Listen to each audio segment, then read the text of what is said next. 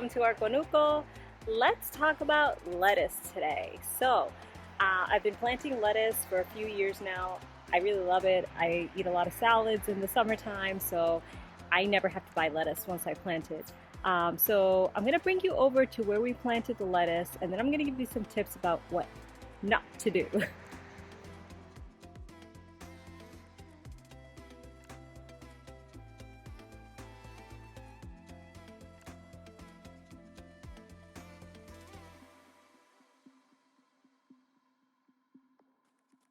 So this is what our lettuce looks like. We've planted it, I believe, 3 weeks ago, and you can tell it's already popping out. I planted romaine in the first 2 rows and a few other varieties. So one of the tips that I have is plant lettuce in a place where nothing tall is obstructing it. The reason you want to plant lettuce in a place where it's not going to be next to, let's say, a tall plant is because it actually competes with the tall plant to reach the sun.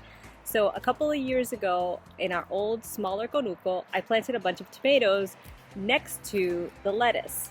Now I started getting this weird plant that looked like a tree. It was like this tall and there were leaves like this next to the stalk.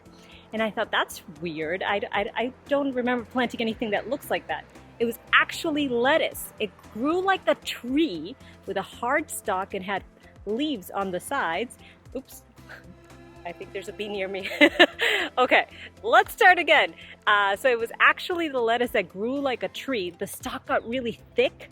The leaves started growing on the sides. It was so strange, but I realized it's the lettuce leaves. So it was competing with the tomatoes to get sun. So it started growing like a stalk, like a tree.